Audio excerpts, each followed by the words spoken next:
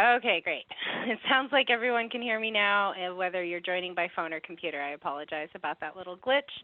I'm going to go ahead and get started since we're running a little bit behind, and there's plenty to talk about when it comes to public charge. So thank you all for joining.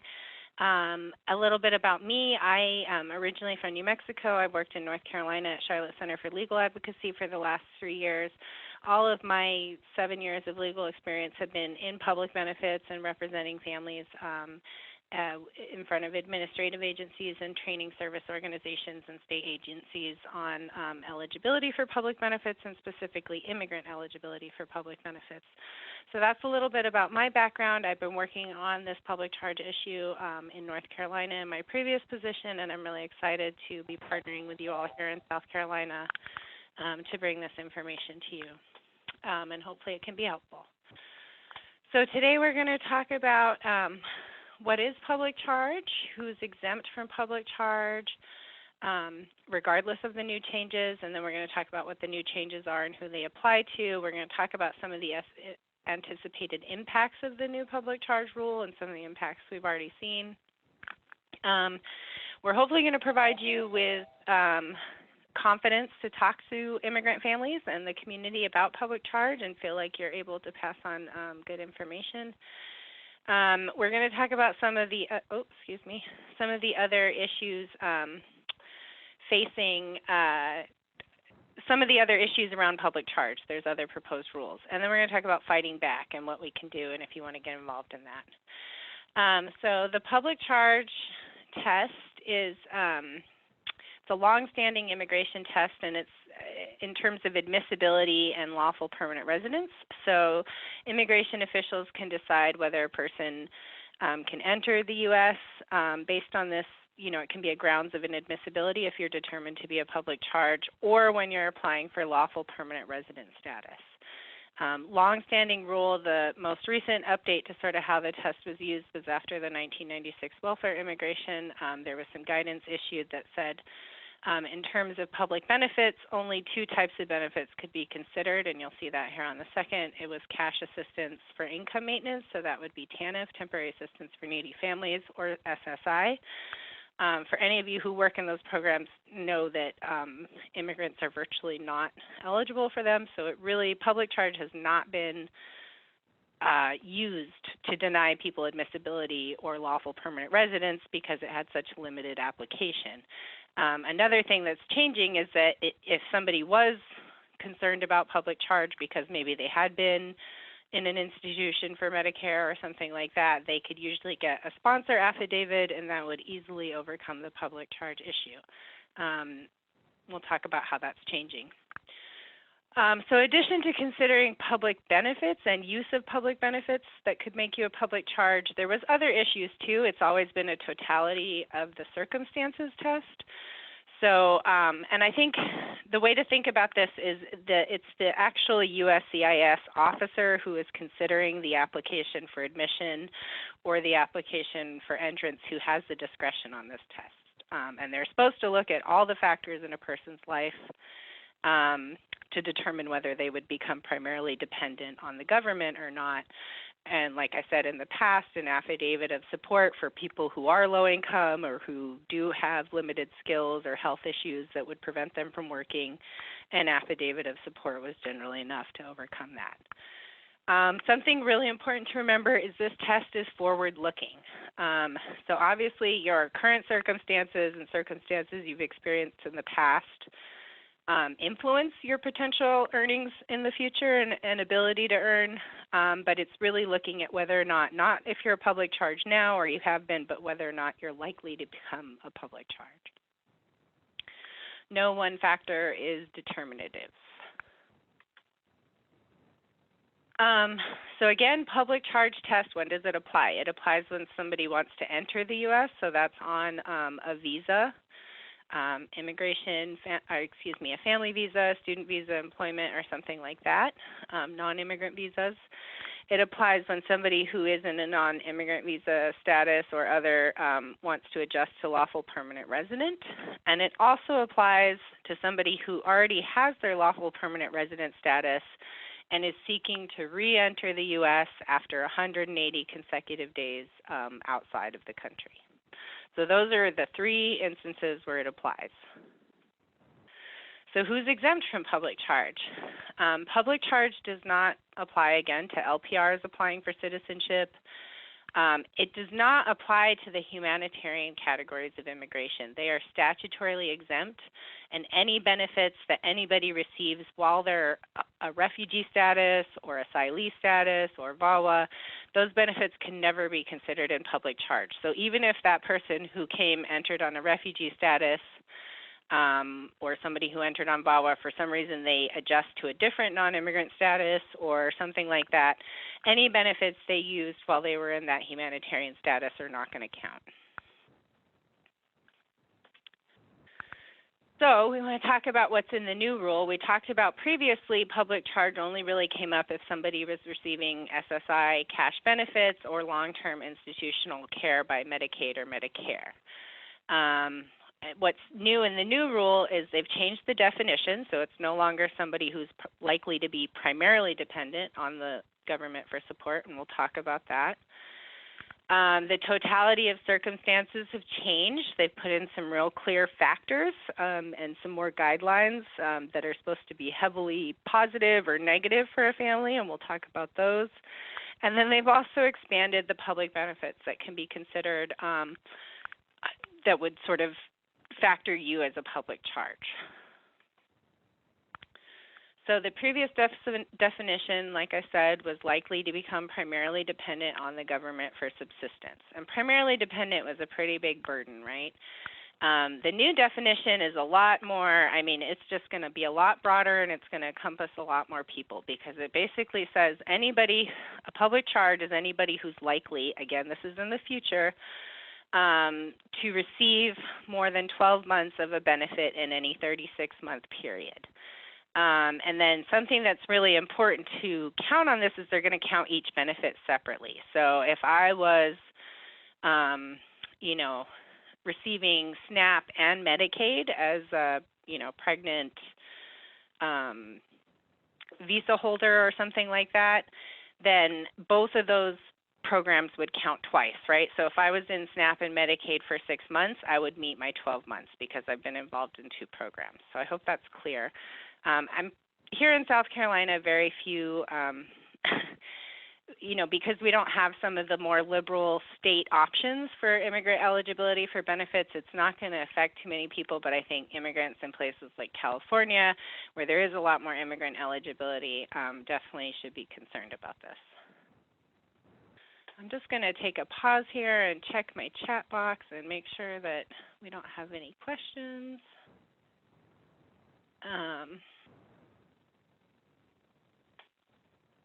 Give me 1 second. Great. Looks like everybody's on and listening.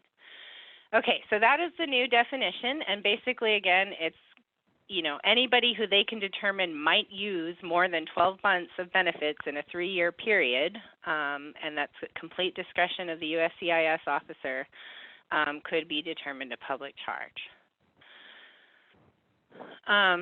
So the totality of circumstances test by statute, by congressional statute, these are the factors that they look at: income, age, education and skills, health, family status, whether or not there's an affidavit support, and then, of course, receipt of public benefits. So you can see some of the thresholds they put in here. If you're under 125% of the federal poverty level, which is, very low income, the majority, that's well under the median or over the median income here in the U.S. and stuff like that, the 250%. You have to be well over the median income in the U.S. to be, I didn't mean to advance that, to be to overcome the public charge test. So I think, the issue here is that a lot of families in the U.S. struggle financially and wouldn't themselves be able to overcome this public charge test. So it's not fair to impose the same standard on people coming here, many of which from dangerous and violent places. Age is a factor. So if you're under 18, you're more likely to use public benefits, or over 61. Education and skills. Of course, the rule is pretty vague about this, but adequate education and skills to obtain or maintain employment. So obviously, we think immigrants with limited English proficiency, other skill deficits are going to find it challenging on this factor. health. So people experiencing disabilities or severe health issues, they're going to have trouble with this. Family status, if you are a larger family, it's going to bring down your average family income, which may make it more likely for you to be deemed a public charge. Affidavit of support. So as I mentioned in the beginning, it used to be pretty easy to get an affidavit of support, and it wouldn't really be scrutinized by USCIS.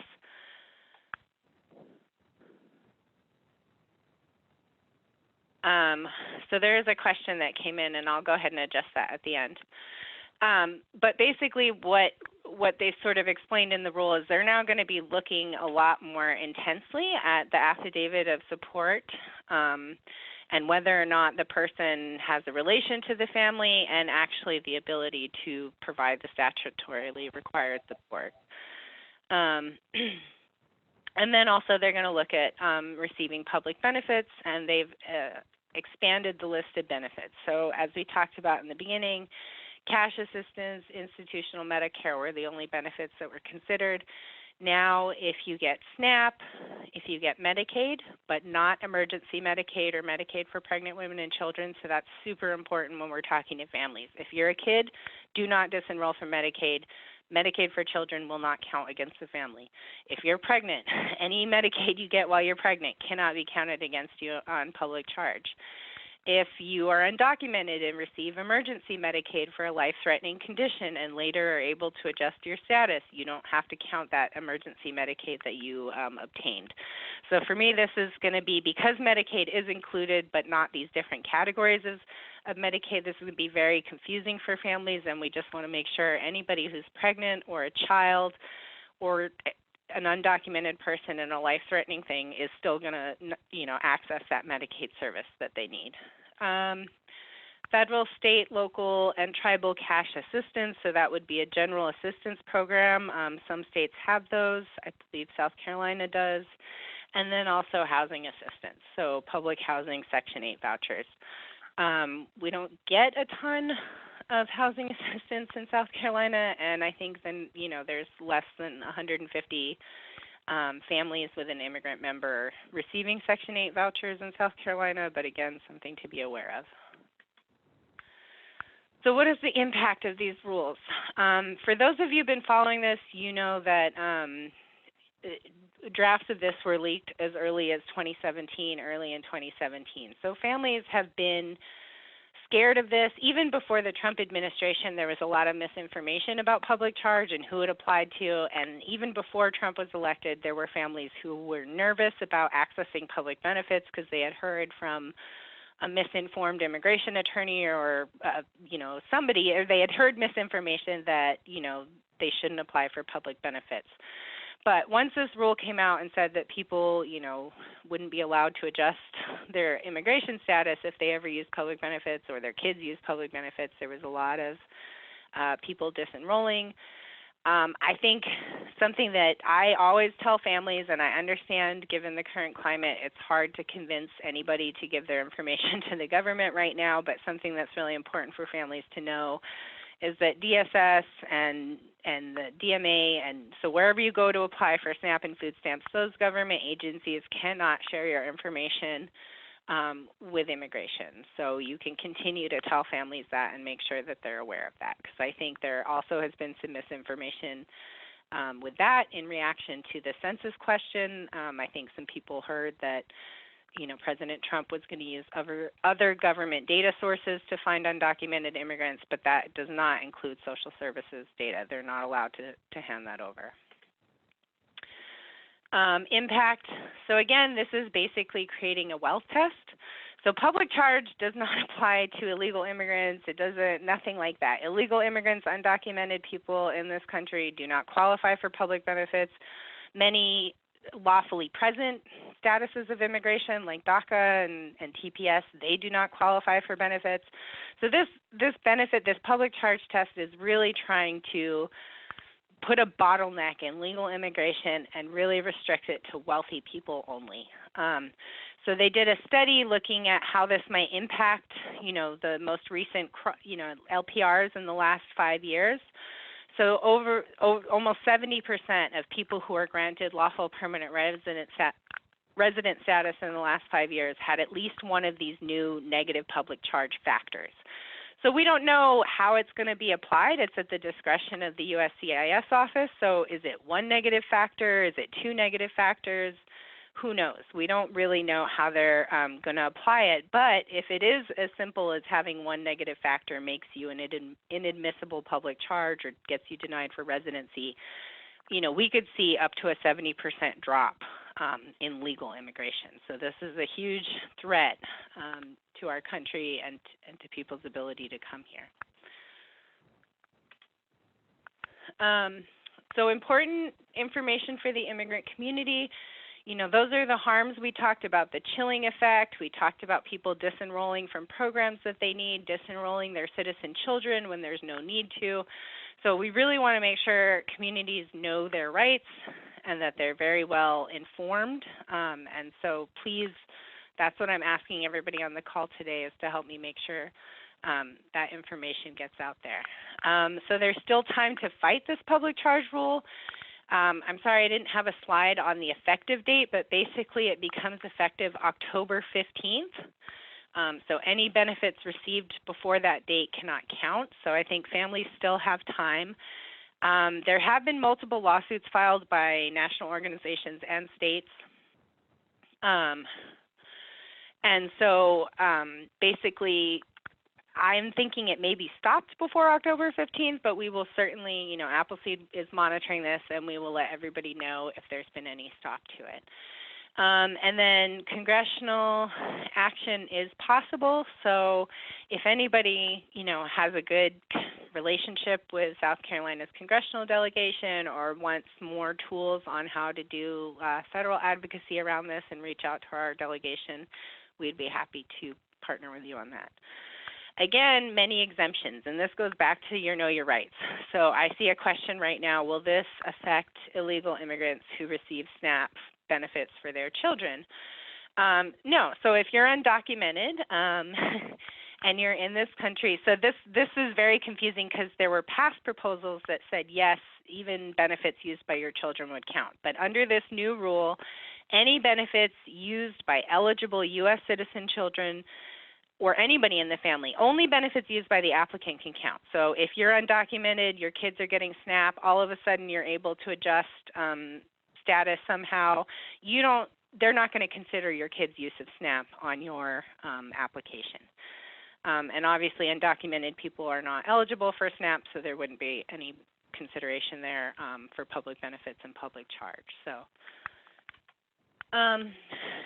again, one important thing to know is I think some families are under the incorrect impression that if they just get rid of public benefits and they're not receiving public benefits, then they're safe from public charge.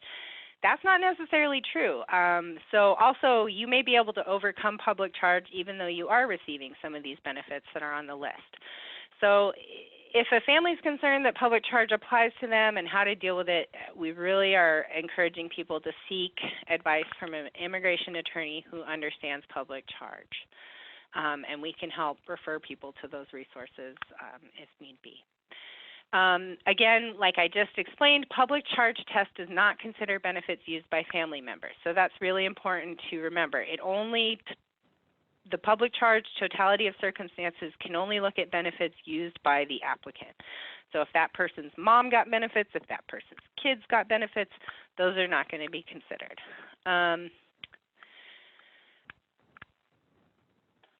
Yeah, and basically, excuse me, I advanced that. So the point 1 and point 2 here are basically saying the same thing. Benefits used by eligible family members are only going to be counted if that person is also applying for a green card. And then again, the rule does not consider benefits used before October 15th, and your personal information is protected by benefit programs. So you don't have to worry that information, if you are undocumented and your kids need SNAP and Medicaid, you can apply for that. First of all, you don't have to provide information on your immigration status to get those benefits. And second of all, even if you did, by accident or whatever, that information cannot be disclosed. So how do we talk with families about public charge? So first of all, if an individual already has a green card, they do not have to worry about public charge unless they plan to leave the country for more than 6 months. So people applying for the U.S. citizen application does not have a public charge test. I can't tell you how many lawful permanent residents I have encountered that are very fearful to keep their benefits because of this public charge thing. So if anybody's an LPR, you can tell them that they do not have to worry about public charge unless they plan to leave the country for more than 6 months. Again, these people who already have these statuses, and it says DACA renewal, which is not a status, but basically if you have DACA or TPS, public charge is not going to apply if you're trying to renew your DACA. There's no public charge consideration. I mean, DACA students can't get public benefits anyway. TPS doesn't have a public charge, and then UNT visas, asylum, and SIJS are all humanitarian categories. So if you see here, this is the yellow light. So when you encounter families that are in this situation, and I just want to say this resource about how to talk with families about public charges, I'm going to send it out after the webinar in English and in Spanish, and you can make it available to your people in your organization and directly to families. I think it's helpful for family to have this as well. But basically, if you encounter a family that is applying for a green card or visa from inside the U.S. or outside the U.S., unless they're for sure in one of those humanitarian categories that are exempt, I would have them talk to an immigration attorney. And there's a link there to find immigration advocates. That's nonprofit, and then they also have a legal directory there for lawyers.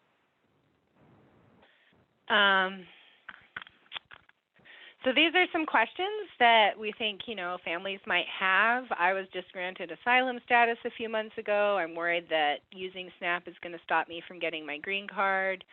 And we'll go ahead because these are answered on the next slides. But these are just some general questions that I've come across in working with families and some answers. So the first question, I was just granted asylum status a few months ago. Now I'm worried that using SNAP is going to stop me from getting my green card. So again, public charge test does not apply to asylees. Any benefits you receive while in this status can't be used in a public charge test. This one says, I'm pregnant and need help. I'm currently enrolled in Medicaid, but I'm afraid it will be used against me. Again, public charge tests will not consider non-emergency Medicaid used by pregnant women up until after they give birth. So some women can qualify for pregnancy services, and they should continue to do that because Medicaid for children and pregnant women does not count in public charge. My friend, oops, sorry, I didn't mean to switch that. The last one on this slide, 19, says, my friend says public charge will apply to her, so she disenrolled from SNAP. She said I should too. You hear this very commonly. Maybe public charge does apply to that friend. Maybe she does have a specific circumstance where she has to have a concern about it. But just because your friend has that doesn't mean you should too. So again, the advice for families is speak to an immigration attorney and get a sense of what your choices are before you disenroll. And again, going back to just because you disenroll from a benefit program doesn't mean you're going to be safe from being considered a public charge. And so you really do need to speak to an immigration attorney about coming up with a strategy to overcome public charge in the event that you're not disenrolling from benefits, or even if you do disenroll and you have some of these other negative factors.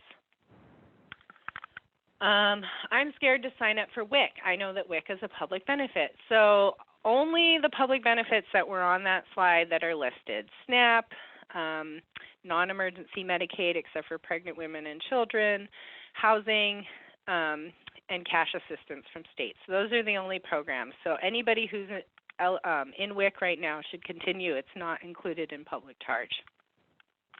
Same thing like with free school lunches, disability services provided through the school, all of those types of things. I think families may, it's hard to know what's a public benefit that's going to count and what's not, but again, just trying to help families understand that they can stay enrolled in those services. Coverage under my Medicaid plan is the only option for health insurance for my children who are 12 and 19 years old. Again, public charge has a specific exception for children under Medicaid, or children that use Medicaid. Your kids fall under that exception. Even if they didn't fall under that exception, benefits, it would only count against the kid. use of Medicaid by your children would not count against you if you're the person applying for a visa or residency anyway. So not only is there an exception for kids on Medicaid, but the benefit use by children does not count against parents. The last question is, my brother is applying for citizenship but uses Section 8 housing vouchers. Is he a public charge? Again, because this person is applying for citizenship, he's exempt from public charge altogether. There's not going to be a public charge assessment at that step. But if he was applying for a different status, yes, he should think about his use of Section 8 and, again, speak to an immigration attorney. So fighting back, again, I really need everybody's help in making sure that the community is educated about how this proposal works. I'm happy to do trainings in anybody's organization. If you have people working with families, home visiting programs, whatever, I'd be happy to come and talk to your staff. People can feel free to reach out to me for technical assistance or specific questions as well. And if it's not something I can answer or handle, I will help you try and find an immigration attorney who could talk to you about it. Again, there's privacy protections for personal information. State agencies cannot turn over people's information when they're applying for benefits. And children's eligibility for programs will not impact parents. So continue to make sure that U.S. citizen children are getting SNAP and Medicaid. Document the harm. So this has been really powerful, and I think it's a big part of the legal strategy is really collecting stories from impacted families. Again, I'm asking for everybody's help about this. If you're a service provider and you're noticing that families are not showing up for appointments or they're disenrolling from programs, I would love to hear about that. That's really important information for me to be tracking and to be sharing with our national partners who are leading the litigation against this. And then tracking program participation. So as any of you who have tried to get data out of South Carolina state agencies, it's a little tricky, but we're working on a strategy around that, and we just really want to see if there is dips in enrollment in families who have an immigrant member, and we'll be providing some follow-up information. And again, follow up with families who are missing medical appointments, who are disenrolling. I think, like I said, there's a lot of incorrect information, and my experience is that if I'm able to talk with the family and really explain to them why the public charge doesn't apply to them and why they should continue benefits, they usually are comfortable with that and will keep getting the help they need. So to put this in context, this most recent final rule is really part of kind of an invisible wall that the Trump administration is building to sort of prevent immigrants.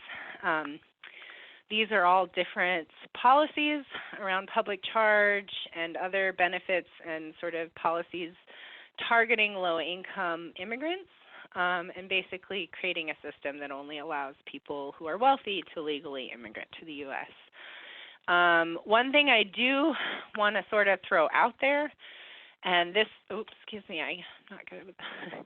But it's this public charge grounds for deportation rule. So we are anticipating that, so the public charge that we've been talking about only comes up when somebody applies to enter the U.S. Or applies for lawful permanent residency. So the deportation, right now there's existing grounds for deportation, you know, if you commit certain felony offenses, et cetera. So what we've heard at the federal level is that they're proposing a rule, and again, this is largely going to be a scare tactic, but proposing a rule that would make use of public benefits, that would kind of align with the public charge thing and make use of public benefits grounds for deportation. I don't want to talk too much about it because unlike this public charge admissibility rule, we haven't seen any drafts. We don't know what's going to be in it. We don't know a timeline for when it's going to come out, but I just kind of wanted to throw that out there that we may be, you know, I want people who are interacting with families, if that question comes up, just to know that it hasn't been proposed yet. You cannot be deported for using public benefits right now in case families have heard about that. So some resources for people. We have put up a few resources on our website. We have a 2-pager in English and Spanish explaining public charge. We have that 5-page, those slides about talking to families about public charge in English and in Spanish. and we're going to make this webinar available, and we'll continue to keep things updated. I also, South Carolina Appleseed is a member of the Protecting Immigrant Families campaign. It's a national coalition sort of headed by the National Immigrant Law Center and the Center on Law and Social Policy. Anybody can join and be a member. I encourage you to go to their website. They have all kinds of great resources, legal analysis, community resources, and they also have updates on the deportability, public charge rule, and other things that are coming down the pipeline. So anybody who's interested in that, that's just a fabulous website. And I encourage you to join their campaign because they send out these great emails, every couple of weeks with really wonderful resources and updates. So I'm going to stop talking. I hope that was clear. For those of you who still feel very confused by public charge and what it means, that's totally understandable. It's meant to be confusing. It is a very obscure part of the law that the Trump administration has decided to expand upon, and it took me several times to sort of understand how it applied to families and what it meant. So if you have follow-up questions, and you want to talk to me, my contact is here. I'd be happy to have that conversation and send you some additional resources. If you want to request a training or presentation to your organization, I'd be happy to do that. I will say that we get requests to talk to sort of the general public about this issue, and my priority for presentations is to present to service groups, so organizations that are working with immigrant families. And then again, if there's a story to share, you as a service provider can share your story about how you're seeing this impact the community. I would love that. Those are really compelling. Dr. Julie Linton in Greenville is a pediatrician and also the chair of the, I forget the specific name, but it's the immigration committee within the American Association of Pediatrics, and she's just done amazing work at explaining, documenting, presenting about, even to Congress, about how her families are suffering from this public charge rule. So the more stories we can get and gather like that, the more we can help fight back on this. So if you have questions, please type them into the chat box. I saw one that said, will this affect undocumented immigrants who receive SNAP for their kids? So hopefully that is sufficiently answered. In that benefits that are received by other household members, the non-applicant, do not count. And then I see one more up here. You just mentioned a person who has a visa and might use several government benefits could be considered a public charge. I thought that if they have a visa, this does not apply. So yeah, it is confusing. For the most part, if you are here on a non-immigrant visa, you cannot qualify for benefits. So it really doesn't apply to so many people. The one exception is like if you are pregnant and on a non-immigrant visa, and I'm still getting up to date on the immigrant eligibility here in South Carolina, but for example, in North Carolina, if you had any kind of legal presence, if you had lawful presence in the U.S., so somebody on a student visa has lawful presence, and you were pregnant and you met the income eligibility guidelines, you could get Medicaid. So somebody on a student visa in North Carolina who's low income could get Medicaid while they were pregnant. Now, if they happen to also be applying for their lawful permanent resident status at the same time, right now it doesn't count because Medicaid for pregnant women wouldn't count as public charge, but that was kind of the one example. And the question points out, who does this actually apply to? Well, it's really going to be a very limited segment of the population, people who are applying low income on a family, student, or work visa. And so it mostly will affect people maybe applying on a family visa, but having the exemption for children's Medicaid and Medicaid for pregnant women is really important. And again, that's the main message. If you're pregnant or you're a kid, there's no reason to disenroll from Medicaid for public charge. So I hope that's clear. I don't see any more questions. I am open to input. Again, I understand this is a complicated topic, and sometimes it can help to have the information explained multiple times or in different ways. So if questions occur, please reach out to me. But otherwise, I don't want to keep people on the line if there's not too many other questions. And you can always feel free to email me. But again, please use the resources, send this out. If you're interested in a presentation in your organization, we'd be happy to do that. So thank you all for participating, and I look forward to hearing from you. Thank you.